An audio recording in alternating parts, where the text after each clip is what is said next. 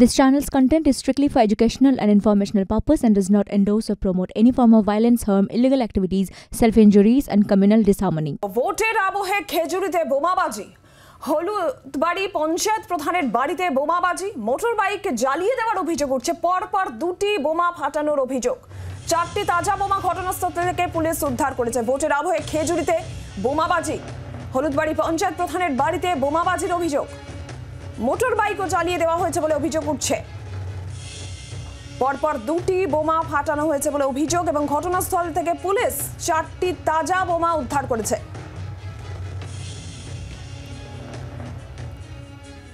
ভোটের আবহে খেজুরিতে বোমাবাজি, হলুদবাড়ি পঞ্চায়েত প্রধানের বাড়িতে বোমাবাজি, মোটর বাইক জ্বালিয়ে দেওয়ার অভিযোগ।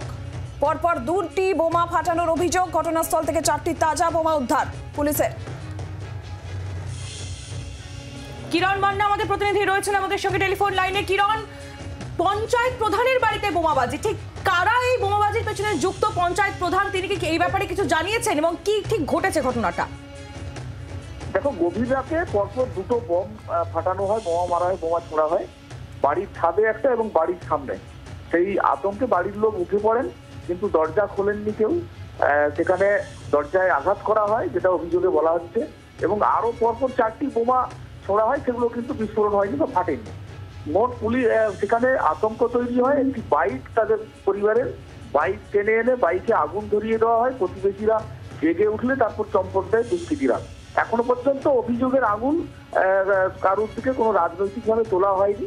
তবে পরিবারের লোক বলছেন যে তারা জানেন না, চেনেন না, কিন্তু যারা করেছে বাড়ির যে মেন সুইচ, ইলেকট্রিকের মেন সুইচ অফ করে দিয়ে এই ধরনের ঘটনা ঘটিয়েছে।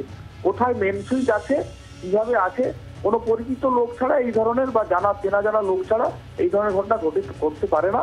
পুলিশকে সবটা জানিয়েছে। রাতেই এসে পুলিশ 4টি তাজা বোমা উদ্ধার করেছে এবং সেখান থেকে তদন্ত শুরু করেছে এসে। তবে অভিযোগ কোনো নাম দিয়ে বা কারুর সম্পর্কে অভিযোগ এখনো পর্যন্ত দায়ের করেনি বা বলেনি।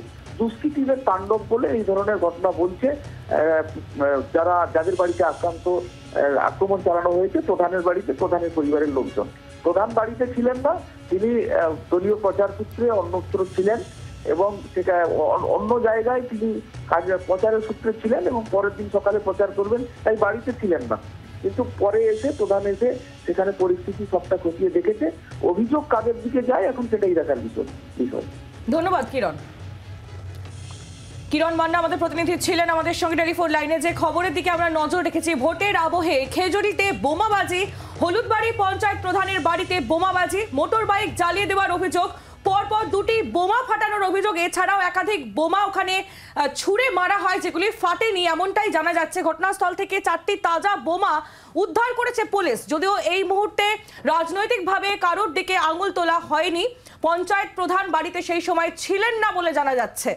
গোটা ঘটনার তদন্ত শুরু করেছে পুলিশ।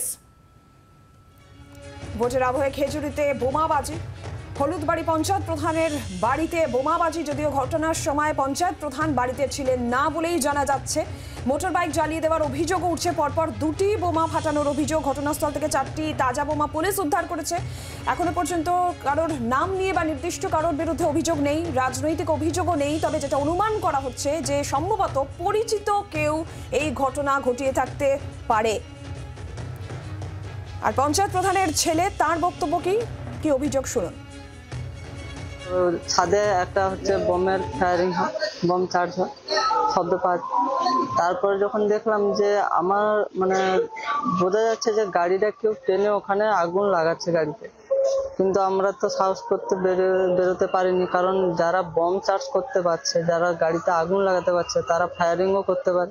চেনা জানার মধ্যে কেউ করেছে, কারণ যদি অন্য পার্টির কেউ যদি হয়, তারা কি করে জানবে যে আমার এখানে মেন সুইচ আছে? নিশ্চয়ই তারা জানবে না। বাংলার আওয়াজ, বাঙালির আবেগ, জি 24 ঘন্টা।